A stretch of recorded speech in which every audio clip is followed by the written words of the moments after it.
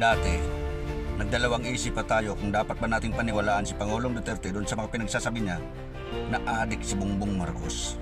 Kapatid na ho mismo ang nagsabi na nalulong na po talaga sa droga si Bongbong Marcos. Walang ate na gustuhing ilaglag ang kanyang kapatid, lalo't bunsong kapatid niya. Kaso anong gagawin mo? Kung nalulong na talaga, kaya ho hindi talaga malayo mangyari yung mga nakawang ito. Kapag lulong na lulong ka na sa droga, marami ka ng pagkakamaling gagawin. Nanakawan mo ang pamilya mo, nanakawan mo nanay mo. Yung iba dyan, pinapatay pa ang nanay, pinapatay ang anak, pinapatay ang asawa dahil lulong na ho sa droga. Ganyan ho ang nangyayari sa ngayon.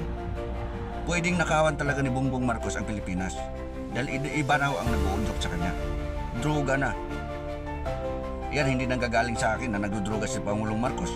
Galing na ho sa kanyang bibig ng ate niya. Ano pa ho masasabi ng Chief of Staff natin? Walang mangyayaring kudita, sabi niya. General Browner, wala ho talaga mangyayaring kudita at wala rin hong mangyayaring gulo kung mag-withdraw lang po kayo ng suporta kay Pangulong Marcos.